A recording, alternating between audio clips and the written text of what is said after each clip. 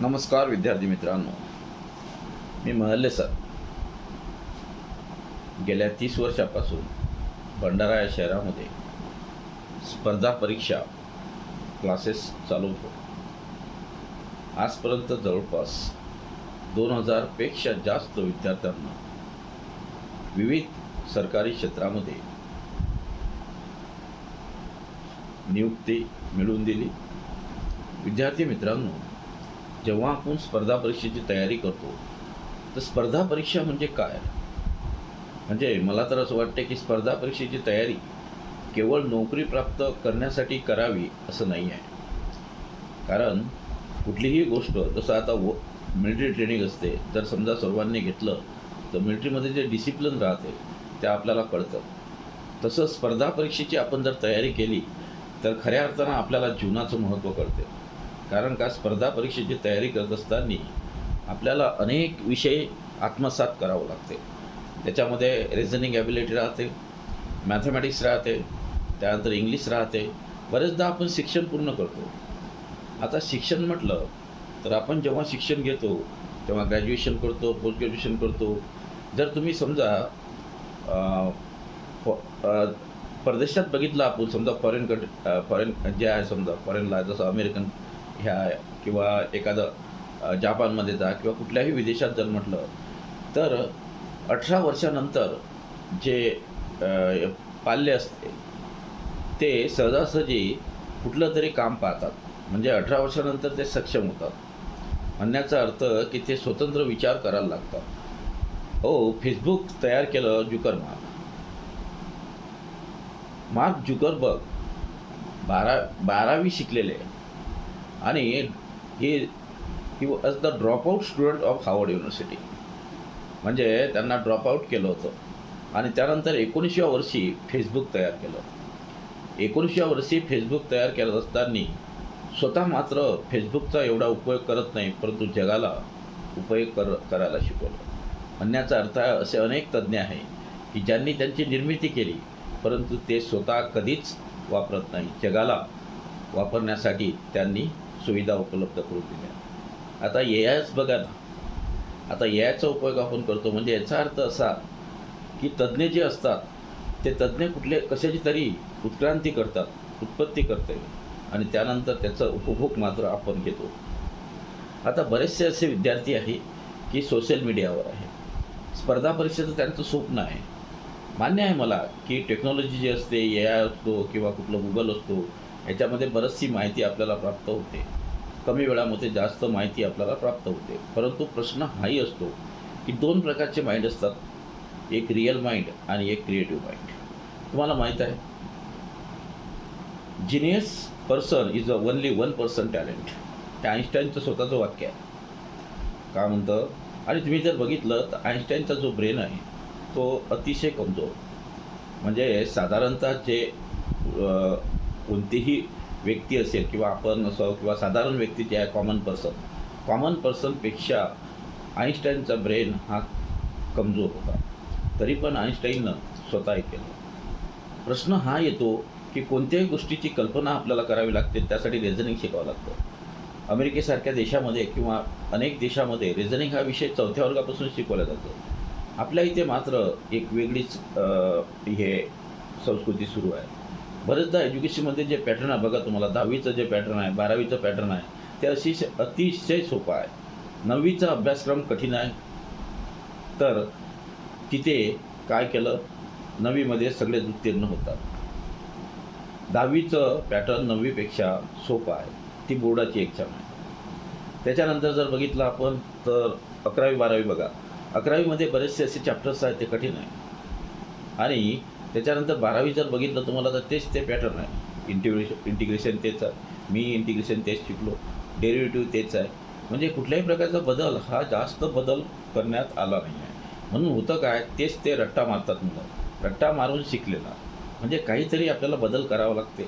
काही नवीन विषयसुद्धा आत्मसात करावा लागेल. म्हणजे जर आपला मेमरी पॉवर किंवा आपल्याला जर स्वतःमध्ये इम्प्रूव्हमेंट आणायचं असेल तर काही नवीन, आता टेक्नॉलॉजिकल, आता IT हा विषय आला. आता कम्प्युटर जर म्हटलं तर हे एक ॲडिशनल सब्जेक्ट आहे. कम्प्युटर हा ॲडिशनल सब्जेक्ट असतो. म्हणजे कुठल्याही फॅकल्टीचा विद्यार्थी हा कम्प्युटर शिकू शकतो. म्हणजे मग आर्ट असो, कॉमर्स असो की सायन्स असो, त्याला येतो. आता प्रश्न तुम्हाला जर विचारला तर आपण पायलटला बघा, एक एस टी चालवणारा हा 10वी पास असला तरी चालतंय, 8वी पास असला तरी चालतं, त्याच्याकडे लायसन असलं, बॅच असले. त्याच्यानंतर तुम्ही जर रेल्वे चालक असते, तो आय टी आय असतो आणि कमीत कमी तो इलेक्ट्रिकल इंजिनियर किंवा मग electrical I T I fitter वगैरे त्यांना काहीतरी ॲबिलिटी असते. परंतु जेव्हा पायलट विमान चालवतो त्यांना मॅथमॅटिक्स कंपल्सरी असतं. BSc नंतर काय करावं लागतं, कोर्स करावं लागतं, पायलट बनतं. म्हणजे याचा अर्थ हा मॅथमॅटिक्स विषय का ठेवला असेल हो? म्हणजे मॅथमॅटिक्समध्ये जे लॉजिक आहे, आपण लॉजिक कधी शिकतच नाही. कारण का आपल्याला कोड लँग्वेज का येत नाही? आपल्याकडल्या विद्यार्थ्यांना कोड लँग्वेज का जमत नाही? कारण का आपल्याकडले तुम्हाला सगळेच लोक जर बघितलं आपण तर काय जॉब ओरिएंटेड झालो आहे. जॉब ओरिएंटेड म्हणजे फक्त लठ्ठ पगाराची, असा गलगठ्ठ पगार जर आपल्याला मिळाला, करोडो रुपयाचं जर पॅकेज मिळालं तर आपण कोणाची गुलामगिरी करतो. आणि हेच आपली संस्कृती आहे, सत्य आहे. त्याचं कारणही असू शकते, कारण का विरासत नसल्यामुळे. कारण का आपण काही मूळचं श्रीमंत नाही आहे, म्हणून प्रत्येकाला असं वाटतं की आपल्याला एक लक्झरियस आणि एक पीसफुल लाईफ हवं. आणि पीसफुल लाईफ हवं म्हणून सर्वच मागे लागतात. आता अलीकडे तर सिव्हिल सर्व्हिसेसचं खूप फॅड आलं. एक काळ होता, म्हणजे आता माझं वय जर बघडलं, आमच्या काळात मी सुद्धा एकदा दिलेली आहे सिव्हिल सर्व्हिसची. तर त्या काळामध्ये फक्त 1,00,000 विद्यार्थी परीक्षेला बसत होते. म्हणजे पहिली जी परीक्षा असते प्री एक्झाम, ती फक्त 1,00,000 मुलं बसत होते.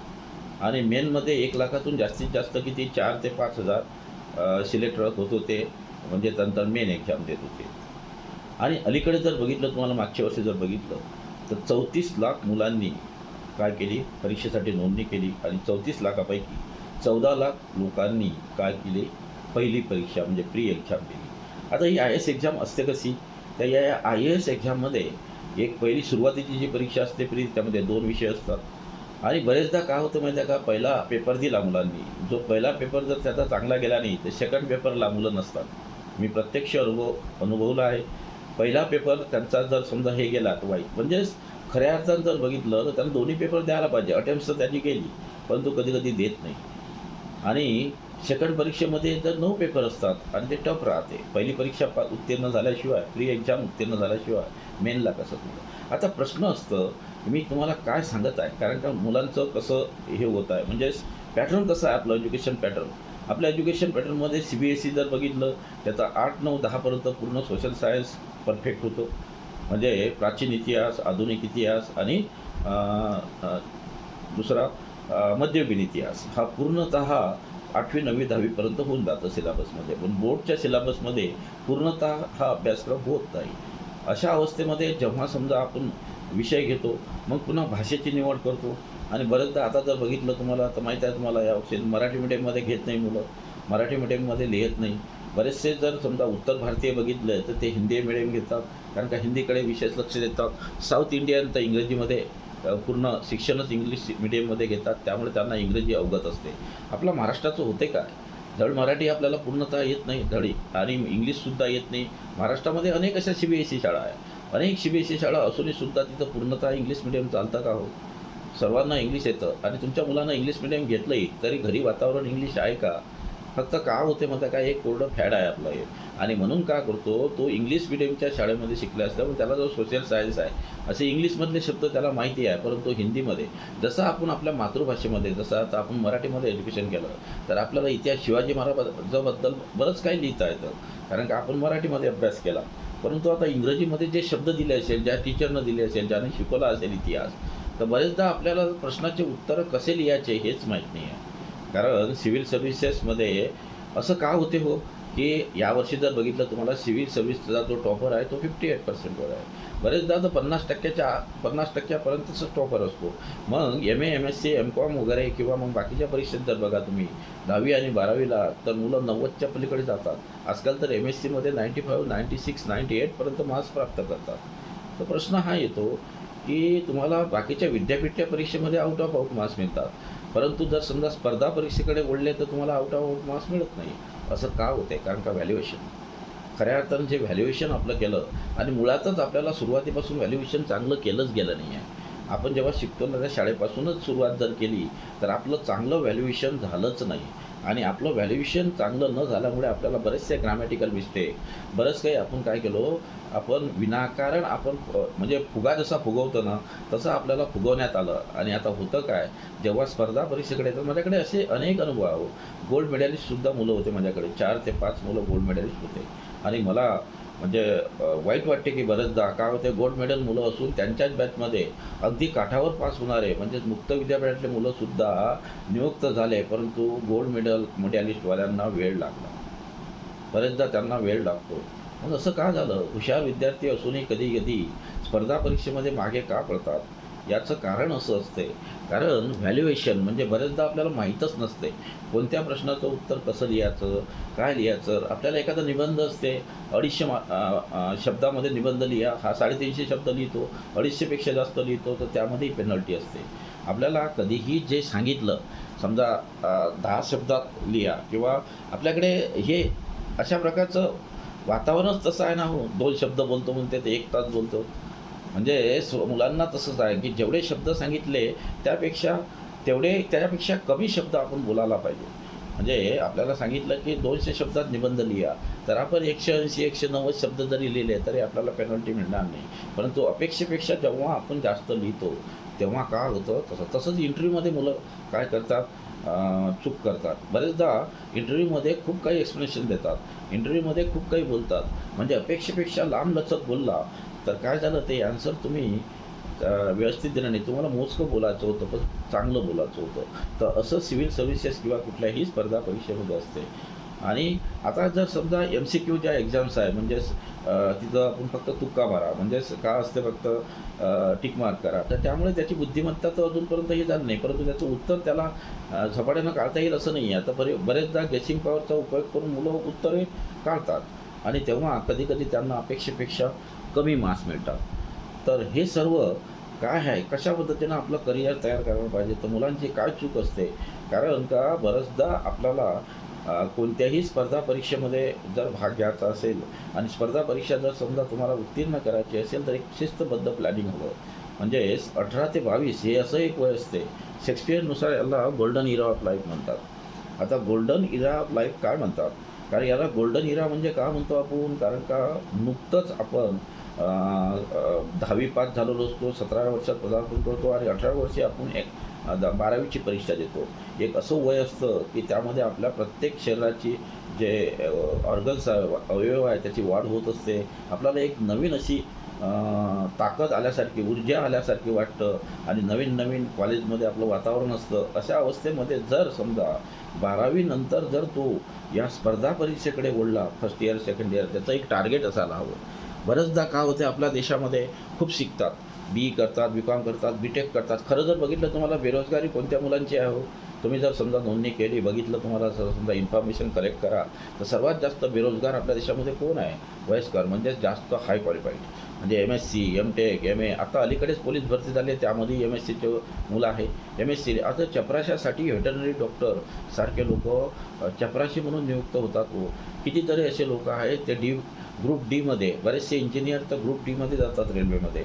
माझ्याही क्लासमध्ये मला चांगलं माहीत आहे की बघा, इकडे असे काही विद्यार्थी आहेत, 8 ते 10 विद्यार्थी असे आहे माझ्या क्लासमध्ये की जे ITI करून लोको पायलट झाले, ALP लोको पायलट झाले. आणि काही विद्यार्थी असे आहे की ते इंजिनिअरिंग करून लोको पायलट झाले. दोघांचाही पगार सारखा. मला एक सांगा तुम्हाला, तेव्हा त्याला किती कल्पना वाटत असेल की आपण BA करूनसुद्धा लोको पायलट या पदावर गेलो, ITI करूनसुद्धा त्याच पदावर आहे. म्हणजेच ITIच्या विद्यार्थ्याला तेवढंच पेमेंट मिळेल आणि तुम्हालाही तेवढंच पेमेंट मिळेल. फार काय, फक्त इन्क्रिमेंट असते, ग्रॅज्युएशनचं तेवढं मिळतं. म्हणजे याचा अर्थ समजलं तुम्हाला. तर आपल्या देशामध्ये जी बेरोजगारी आहे ना, ती कशी आहे, प्रोफेशनल बेरोजगारी खूप मोठी आहे. आता प्रोफेशनल बेरोजगारी कशाला म्हणतात? म्हणजे अपेक्षेपेक्षा शिकलेले जास्त आहे. म्हणजे पद छोटं आहे, परंतु शिक्षण उच्च आहे. मग आता एखादा चपराशी, समजा BEचा किंवा MTech झालेला विद्यार्थी जर चपराशी बनला असेल, तो कितपत इमानदारीनं काम करेल यामध्ये शंका आहे. तसंच पोलीस भरतीमध्ये समजा चांगले मुलं पोलीस भरतीमध्ये येतात, MTech, BTech वगैरे बरेचसे असे विद्यार्थी आहे की जे सुद्धा पोलीस भरतीची तयारी करतात आणि पोलीस होतात. मग त्यावेळेस त्याला ते पोलीस नोकरी करणं, एक वेळचं PSIसाठी अप्लाय केलं किंवा PSI झाला तर खरं मन लावून तो नोकरी करेल. परंतु जर समजा पोलीससारख्या पदावर तो नोकरी करत असताना त्याच्यामध्ये न्यूनगंड येतो आणि अशा अवस्थेमध्ये बरेचदा तो वाममार्गाचा उपयोग करू शकतो. आता शिकलेला असल्यामुळे त्याला डिपार्टमेंटमध्ये फायदा होतो, कारण का बुद्धिवादी असतो तो. परंतु कितपत त्याला असं जाणवत राहतं नेहमी की आपल्याला अपेक्षेप्रमाणे आपल्याला नोकरी मिळाली नाही. आणि हेच मुख्य कारण काय आहे, कारण का आपण कधी समजूनच घेत नाही. कारण का वयाच्या 19व्या वर्षी आपण सुरुवात केली असती, आपण एक टार्गेट ठेवलं असतं. जसं विदेशामध्ये जसे समजा फॉरेनमध्ये जर बघितलं तुम्हाला, तर ते लोक 18 नंतरच आपलं स्वतःचं अस्तित्व तयार करतात. आणि जर समजा मार्क झुकरबर्ग सारखा 19व्या वर्षी फेसबुक तयार करतो, आपल्याला फेसबुक तयार करायचं नाही हवं, आपल्याला आईन्स्टाईन बनायचं नाही आहे ना. आता आपल्याला मोठं होतात, परंतु काही मुलं आहेत जे अतिशय विद्वान आहेत, ते तर लोक बनणारच. परंतु जर समजा आपण हलाखीच्या परिस्थितीतून आलो असेल किंवा आपली परिस्थिती ही असेल, तर आपण केवळ स्वप्न पाहत राहतो. परंतु म्हणतात ना, स्वप्न फक्त गाढ झोपेत येते. मग गाढ झोपलेला व्यक्ती स्वप्न पाहतो. खऱ्या अर्थानं स्वप्न असं पाहिजे की ते स्वप्न साकार करण्यासाठी आपली झोपच नको. म्हणजे स्वप्न असं पाहायचं की आपल्याला झोपच नाही आली पाहिजे ते स्वप्न साकार करण्यासाठी. आणि म्हणूनच तर ए.पी.जे कलाम असे म्हणतात, तो नेहमी सांगतात. ए.पी.जे कलामने किती असे पुस्तकामध्ये आपल्या लिहिल्या गेलेल्या आहे. आणि त्यांनी सदैव असं मार्गदर्शन केलं होतं की we cannot change our life. आपलं जे असतं ना, you can't change your future, you can change your habit, that habit will change your future. काय असतं माहिती आहे का, सवयी बदलावं लागतं आपल्याला खऱ्या अर्थात जर बघितलं. आणि म्हणूनच आपल्याला सवय थोडीशी बदलावी लागेल. निव्वळ ग्रॅज्युएशन आणि पोस्ट ग्रॅज्युएशनच्या मागे न लागता फर्स्ट इयरपासून जर आपण प्लॅनिंग केलं, समजा 2 ते 3 वर्ष आपण जर स्पर्धा परीक्षेकडे वळलं, तर आपल्याला बराचसा असा फायदा होतो. आणि नंतर फायनल झाल्यानंतर पहिल्या अटेम्प्टमध्येच आपण नोकरीवर लागू शकतो. कारण का हेच एक सर्वात महत्त्वाचं आहे. कारण का आपल्याला सुरुवात चांगली करावं लागेल. आणि ह्या गोल्डन इरा असल्यामुळे आपल्याला तिथं पहिली संधी प्राप्त होते. आणि या संधीचं सोनं आपण करायला हवं. आणि केव्हा कळेल आपल्याला, कारण का आपल्याला जर समजा ग्रॅज्युएशन झालं तुमचं, पोस्ट ग्रॅज्युएशन झालं, तर खूप कमी वेळ असते. मुलींच्या हाती तर खूपच कमी वेळ असतो. अशा अवस्थेमध्ये जर तुमचं वय 25 वर्षाच्या मुलींचं वय 25च्या वर गेलं, तर तेव्हा तर ती एक मॅच्युरिटी येत असते. कारण का आफ्टर 24 इयर्स आपल्याला काय येतं, अक्कलदाढ येतात. आणि अक्कलदाढ आल्यानंतर प्रत्येक मुलीला लग्नाविषयी आकर्षण नसतं. आणि ती नंतर मग जॉब ओरिएंटेड होते. आणि जॉब ओरिएंटेड झाल्यानंतर तिला जर समजा जॉब नाही मिळाला, तर ती सॅटिस्फाईड राहू शकत नाही. जर समजा तिनं विवाहही केला, तर तिचं मन असं राहतं की आपलं स्वप्न कुठंतरी भंगलं. आणि त्यासाठीच तुम्हाला लवकर काय करावं लागेल, सुरुवात करावं लागेल. तर आता 12वीचा रिझल्ट लागेल. बरेचसे विद्यार्थ्यांना काय होईल, समजा JEE चांगले गुण मिळेल, तर आणि ते समजा IITला जाल. तुम्हाला अजून माहीत नाही हो, IIT खरगपूरसारख्या IITमधून शिक्षण पूर्ण करणाऱ्या विद्यार्थ्यांनासुद्धा पॅकेज मिळालं नाही. तुम्हाला माहीत आहे, फक्त IITच्या 26% विद्यार्थ्यांनाच जॉब मिळते. मग बाकीचे राहिलेले 74% हे अनसॅटिस्फाईड असतात. खरं जर बघितलं, आपल्या देशातून बाहेरच्या देशामध्ये जे समजा पलायन करतात, ते 26% विद्यार्थी असतात, जे अतिशय टॅलेंटेड असतात. आणि मग राहिलेले काय हो, त्यांनी तर सगळ्या बरेच मुलं 100% मुलं आहे. समजा एक आता IITला 100 मुलं असेल, तर 100पैकी समजा 30 ते 40 मुलांना मिळते. आणि होतं काय, आता अलीकडे या सोशल मीडियावर फेकाफेकी खूप आहे. सोशल मीडियावर शोबाजी खूप चालते. शोबाजी म्हणजे काय होते, एखाद्या मुलाला समजा 2 करोडचं पॅकेज मिळालं, 1.5 करोडचं पॅकेज मिळालं, 3 करोडचं पॅकेज मिळालं. हे सगळं काय असते हो, हे सर्वांसाठी असते का? मला एक सांगा, आयुष्यामध्ये 1 करोड आणि 1.5 करोड महत्त्वाचा असतो का? आयुष्य चालवण्यासाठी 50,000 पेमेंट जरी असलं तरी सफिशियंट असतो. 1 लाख जरी पेमेंट मिळालं तरी सफिशियंट असते. प्रत्येकच जण IAS होणार का हो? प्रत्येकच जण IITला जाणार का? प्रत्येकच जण डॉक्टर बनणार का? जर समजा प्रत्येकच जण डॉक्टर बनला किंवा प्रत्येकच जण IAS बनला, तर मग बाकी राहिलेले कर्मचारी कोण बनणार हो? तर प्रत्येकाचं स्वप्न प्रत्येकच पाहतो, पण प्रत्येकाचे स्वप्न सफल होते का हो? देवाला जर समजा देव असेलही आणि देवानं जरी ठरवलं, तर देवही सुद्धा हे करू शकत नाही. कारण देवाला सुद्धा हे पॉसिबल नाही आहे की सर्वांना समान संधी देऊ शकते. आणि म्हणूनच आपण काय करायचं की बरेचदा आता तुमचा 12वीचा रिझल्ट लागेल, 10वीचा रिझल्ट लागेल, तर नक्कीच इंजिनिअरिंगकडे जा. इंजिनिअरिंगचं शिक्षण पूर्ण करा. शिक्षण हे चांगलंच घ्यायला हवं. असं नाही आहे की तुम्ही फक्त BA केलं आणि BCom केलं किंवा BSc केलं तर तुमच्यावर बर्डन येत नाही आणि तुम्ही सहज स्पर्धा परीक्षेची तयारी करू शकता. चुकीची कल्पना आहे. कारण का आपण शिक्षण चांगलंच घ्यायला पाहिजे. आपण प्रयत्न नक्कीच करायला पाहिजे JEE जाण्याचा, म्हणजे त्यामार्फत आपल्याला चांगलं कॉलेज मिळण्याचा, NITमध्ये ॲडमिशन मिळवण्याचा नक्कीच प्रयत्न करायला पाहिजे. परंतु तुम्ही IITमध्ये तुम्हाला ॲडमिशन मिळालीच पाहिजे किंवा NITमध्ये तुम्हाला ॲडमिशन मिळालीच पाहिजे किंवा मग तुम्हाला तुम्हाला MBBSला ॲडमिशन मिळालीच पाहिजे असं कोण म्हणते हो? कारण का नाही मिळाली तर आपण प्लॅनिंग केलं तो समजा MBBS करायला त्याला 5.5 वर्ष लागते, 5 वर्षापेक्षा अधिक काळ जातो हो. एक BE करायला त्याला 4 ते 4.5 वर्ष लागतात आणि त्यापेक्षा जर आपण समजा 3 वर्षाचं आपलं इकडे जर आता सेमिस्टर वाईज असल्यामुळे इकडे ग्रॅज्युएशन 4 वर्षाचं आहे आणि या 4 वर्षात जर आपण चांगला अभ्यास केला, 4 वर्षात जर आपण समजा स्वतःला झोकून दिलं तर मला तरी वाटते तुम्ही क्लास 1 अधिकारी नक्कीच बनू शकता. आणि एकदा जर तुम्ही क्लास 1 अधिकारी बनले तर तुमच्या मागे पुढे हे लोक फिरतात हो. आणि म्हणूनच तर तुम्हाला विद्यार्थी मित्रांनो हीच एक कळकळीची विनंती आहे. जर तुम्हाला डिसिजन घ्यायचं असेल आयुष्याबद्दल, जर तुम्हाला भविष्यात काही बनायचं असेल तर एक लक्षात ठेवा, कारण का early to bed early to rise keep you fit and wise. का असते लवकर झोपावं लागते हे कोणाचं म्हणजेच हे स्वामी विवेकानंदाचं वाक्य आहे हो. कारण का स्वामी विवेकानंदांच्या याच्या म्हणण्यानुसार तुम्हाला लवकर उठावं लागेल, सकाळी उठा. आणि म्हणते माणसाचं शरीर चांगलं असते असं तिथेही असते. जर तुम्ही लवकर सुरुवात केली जॉब मिळवण्याची तर तुम्हाला जॉब लवकर मिळते आणि एकदा जर तुम्हाला जॉब लवकर मिळाला तर तुम्हाला आयुष्य चांगलं जगता येते. असे किती लोक आहे हो की जे आज 35 ओलांडला आहे पण त्यांचे अजून विवाह झालेले नाही आहे. बरेचसे असे प्राध्यापक आहे की ज्यांनी उच्च शिक्षण घेतलेलं आहे परंतु गेल्या 30च्या पलीकडे 35च्या पलीकडे लोटले परंतु अजूनपर्यंत त्यांचा विवाह झाला नाही. मला एक लक्षात ठेवा, आता जर त्याचा विवाह झाला तर मूल केव्हा प्राप्त होईल आणि मूल प्राप्त झाल्यानंतर तो खरंच जीवनाचा उपभोग करू शकते काय? मग तुमच्याकडे करोडो रुपये असेल, करोडो रुपये असले तरी जर तुम्हाला जीवनच चांगलं जगता आलं नाही, तुमचा हेल्थ इश्यू असेल किंवा मग तुम्हाला चांगलं जीवनच जगता आलं नाही तर काय अर्थ मग तुमच्या जीवनाला? कारण का तुम्ही जो कमावलेला पैसा आहे त्याचा उपभोगच आपल्याला करता आला नाही तर मग 35व्या वर्षी नोकरीवर लागल्यापेक्षा जर तुम्ही समजा 10वी-12वीच्या बेसवर जर एक साधं क्लार्क लागलं तर 35व्या वर्षी तुम्ही मोठे अधिकारी बनू शकता हो. असे अनेक विद्यार्थी आहे माझ्या बॅचमध्ये, मी तुम्हाला नावासहितही सांगू शकतो. कमीत कमी जवळपास जर बघितलं की 150-200 विद्यार्थी असे आहे माझ्या क्लासेस माझ्या अकॅडमीमार्फत नियुक्त झालेले की ज्यांनी 10वी आणि 12वीच्या बेसवर नोकऱ्या मिळवल्या आहे. जो 10वीच्या बेसवर नोकरीवर लागला होता टायपिस्ट म्हणून तर तो आज मोठा अधिकारी आहे. त्याच्यात 12वी नंतर ज्यांनी नोकऱ्या मिळवल्या तर ते सुद्धा बँकेमध्ये आज मॅनेजर आहे. असे अनेक विद्यार्थी आहे की ज्यांनी 10वी आणि 12वीवरही सुद्धा नोकऱ्या मिळवून पोस्ट ऑफिसमध्ये माझ्याकडे बरीचशी अशी बॅच होती. Post office assistant, postal assistant म्हणून जागा निघाल्या होत्या. तेव्हा त्या मुली होत्या 12वी आणि त्या DED करत होत्या आणि DED करत असताना बरेचदा त्यांना टीचरशिपमध्ये इंटरेस्ट असतात पर्सेंटेज असल्यामुळे, परंतु त्यांना मी थोडंसं मोटिवेट केलं आणि पोस्ट ऑफिसच्या ज्या एक्झाम आहे पोस्टल असिस्टंट म्हणून नियुक्त झाल्या हो. 2010-11ला कितीतरी अशा मुलं आहे की पोस्टल असिस्टंट म्हणून पोस्टात लागले. आज ते चांगल्या पदावर आहे. तुम्हाला माहीत आहे पोस्ट ऑफिसचा जो पोस्टमास्टर असतो शहरातला आणि तहसीलदार असतो हे दोघंही गॅजेटेड ऑफिसर आहे. दोघांनाही गॅजेटेड पदाचा अनुभव हे असतो, गॅजेटेड ऑफिसर असतात. एक टीचर बनले हो तुम्ही, DED टीचर जर बनले तर तुम्हाला अर्ध आयुष्य घालवावं लागतं हो. कशासाठी? अर्ध आयुष्य घालावं लागते आपल्याला, अर्ध आयुष्य. तर कशासाठी? अर्ध आयुष्य आपल्याला हेडमास्टर बनण्यासाठी. शेवटी तो हेडमास्टर बनतो आणि हेडमास्टर बनल्यानंतर तो गॅजेटेडमध्ये, तोही हायस्कूल लेवलचा असेल तर गॅजेटेडपर्यंत पोहोचतो.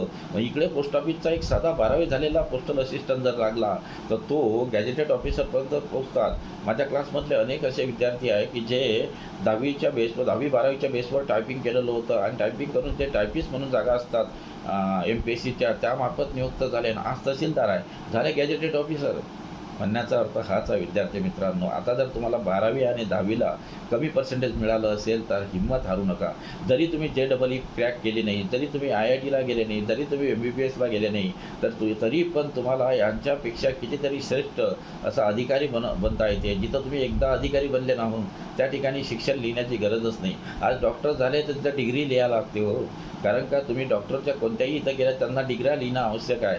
जर डिग्री जर त्यांची पाहिली, जर तुम्ही वकील झाले तिथेही डिग्री असते हो, तिथेही डिग्री लिहायला लागते. LLB लिहायला लागते. जर तुम्ही समजा साधं टीचर बनले, लेक्चरर बनले तिथेही डिग्री असते हो. MSc B.Ed, BA B.Ed किंवा तुम्ही जर समजा एखादा आता समजा हे झाले ऑफिसर झाले, तुम्ही आता IAS ऑफिसर झाले तिथं कुठं डिग्री लिहायला लागते हो? फक्त पास इंडियन सिव्हिल सर्व्हिसेस म्हणजे तुम्हाला IAS लिहिलं असतं फक्त.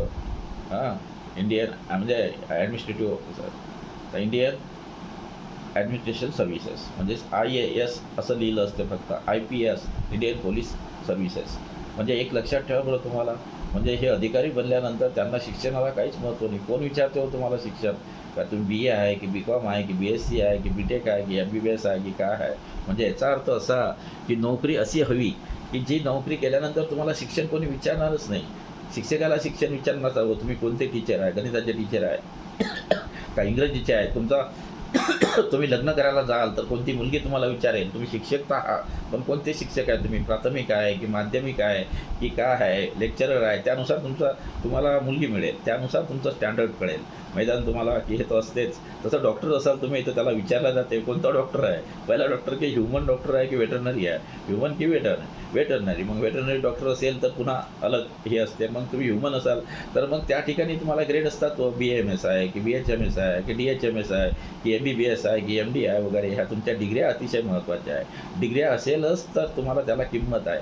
परंतु एक लक्षात ठेवा, तुम्ही जर समजा बी डी ओ बनले, block development officer M P S थ्रू, जर तुम्ही समजा DYSP बनले, तुम्ही जर समजा एका डेप्युटी कलेक्टर बनले, तुम्ही कलेक्टर बनले किंवा कुठलेही एक अधिकारी बनले किंवा एक साधं बँक मॅनेजर जरी बनले तुम्ही, तर तिथं काही डिग्री लिहिण्याची आवश्यकता नाही आहे.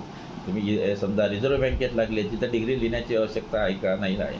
काय तुम्ही जर साधं एक PSI झाले तरी तुम्हाला डिग्री लिहिण्याची गरज आहे का? म्हणजे हा विचार तुम्ही नक्कीच करा.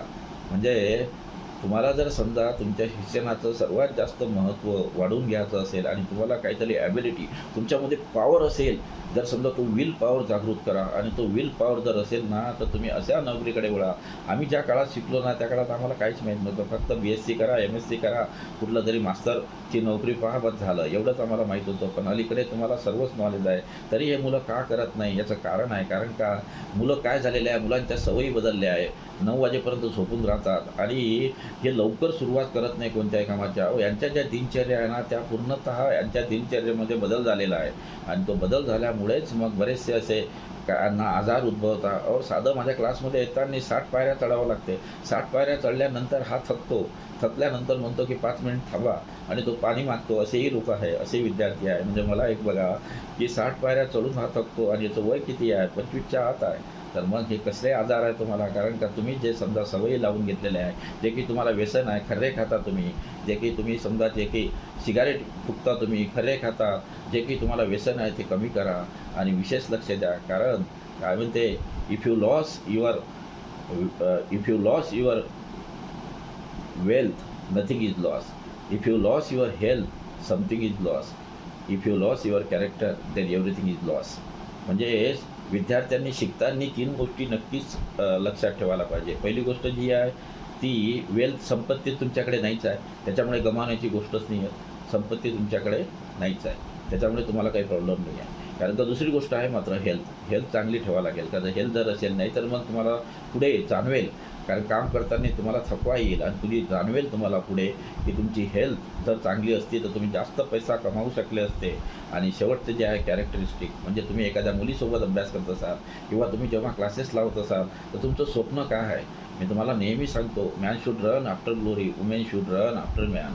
म्हणजे मनुष्य हा नेहमी काय करा, यशामागे लागायला पाहिजे. मनुष्यानं नेहमी यशाच्या मागे लावायला पाहिजे. जेवढं चांगलं पद मिळेल तेवढं हे प्रयत्न करायचा. आपल्याला एखादी मैत्रिणी असेल तरी आपला उद्देश नेहमी हाच राहिला पाहिजे की आपलं स्वतःचं कसं कोणत्या याच्यापर्यंत आपल्याला जाता येईल. जेवढं चांगलं पद तुम्हाला मिळेल तेवढा फायदा. म्हणजे सतत आपण आपल्या याच्यामध्ये राहायला पाहिजे. आपण मुलीकडे विशेष लक्ष देऊ नये. कारण का प्रत्येक मुलीला शेवटी मुलगी काय म्हणते, म्हणजे man should run after glory आणि women should run after man. म्हणजे शेवटी मुली ह्या पुरुषांच्याच मागे असतात, पुरुषांच्याच मागे असतात. कारण का जेव्हा शेवटी ती लग्न करणार तर चांगल्याच पुरुषासोबत करणार, एक लक्षात ठेवा. आणि म्हणूनच प्रत्येक मुलीला का असतो, चांगला, आपल्यापेक्षा चांगला नवरा हवा असतो. आणि म्हणूनच ती प्रयत्न करते आणि त्यासाठीच तुम्ही उलटं करता. कारण का ज्या मागे आपण लागायला पाहिजे मुलांनी, त्याच्या मागे लागायला पाहिजे, तो विरुद्ध दिशेनं मुलीच्या मागे लागते आणि नंतर स्वतःला हिरावून बसता तुम्ही. आणि मग म्हणतात की आजकाल महिला वरचढ झाल्या, पुरुषांपेक्षा महिला अधिक तेज झाल्या आणि महिलांचं पर्सेंटेजसुद्धा वाढत आहे. कारण का त्यासाठी तुम्हाला आपण दोषी आहे. कारण का आपण कोणत्या मार्गानं जात आहे, कॉलेजमध्ये शिकताना किंवा क्लासेस अटेंड करताना किंवा तुमचं पर्पज काय आहे, तुम्हाला काय करायचं आहे. जेव्हा एकदा जर तुम्ही सिलेक्ट झाले मोठे अधिकारी तर ती मुलगी आहे तुमच्यावर जीव तोडून देईल हो. कारण का नक्की ती मुलगी तुम्हाला किंमत देईल ना. परंतु सध्या तुमची किंमतच काय आहे त्यासाठी प्रयत्न करा. आणि अजून एक मी सांगतो तुम्हाला काय असते. कारण का if you want to observe the life then observe the life of poor person. आणि if you want to observe the work then observe the work of richest person. और अदानी अंबानी किंवा कुठलाही असो अधिकारी, ते किती काम करतात तुम्हाला माहिती आहे का हो? एकदा फक्त कलेक्टरच्या चेअरवर बसून पहा, मग बघा तुम्हाला काय होते. तर तुम्हाला कार्यभार सांभाळा.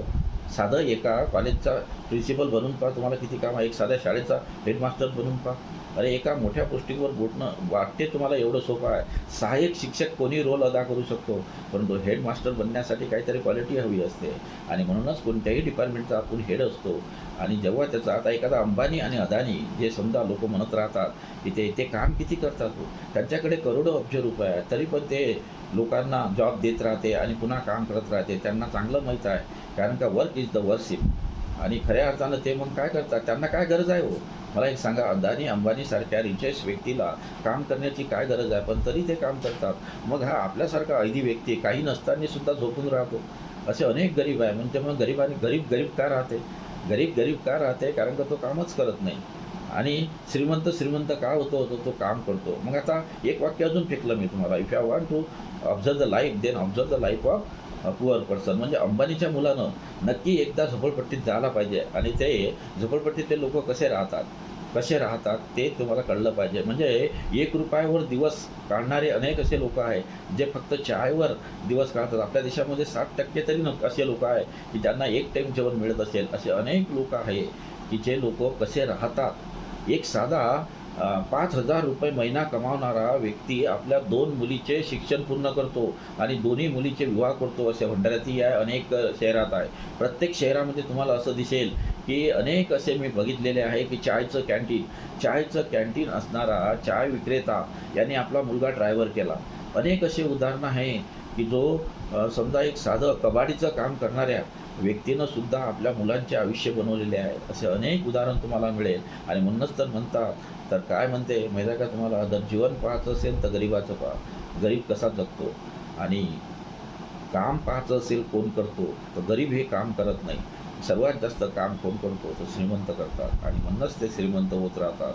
आपण मात्र गरीब काय करतो, फक्त लाईफ जगण्याचा करतो. आपण कधी प्रयत्नच करत नाही की हे लाईफ आपल्याला कधी ना कधी तरी काय करावं लागेल, चेंज करावंच लागेल. आपल्या मुलांना शिकवावं लागेल. आणि म्हणूनच आपले पालक गरीब असूनसुद्धा तुम्हाला शिकवतात, तुम्हाला त्या काळजी घेतात. म्हणजे हाल अपेष्टा करून तुम्हाला शिकवतात. का शिकवतात? कारण का त्यांच्यावर जे म्हणजे जे त्यांना जे कार्य करावं लागले ते तुम्हाला नको, तुमचं आयुष्य चांगलं हो. बस हीच हाच आपला पॉईंट होता. आणि विद्यार्थी मित्रांनो, आता येणाऱ्या 12वीच्या रिझल्टला तुम्हाला शुभेच्छा. आणि जर तुम्हाला काही मार्गदर्शन पाहिजे असेल, तुम्हाला स्पर्धा परीक्षेचा अभ्यास करायचा असेल, तर नक्की संपर्क करा. मी Mahale sir, director of Divesh career academy, Bhandara.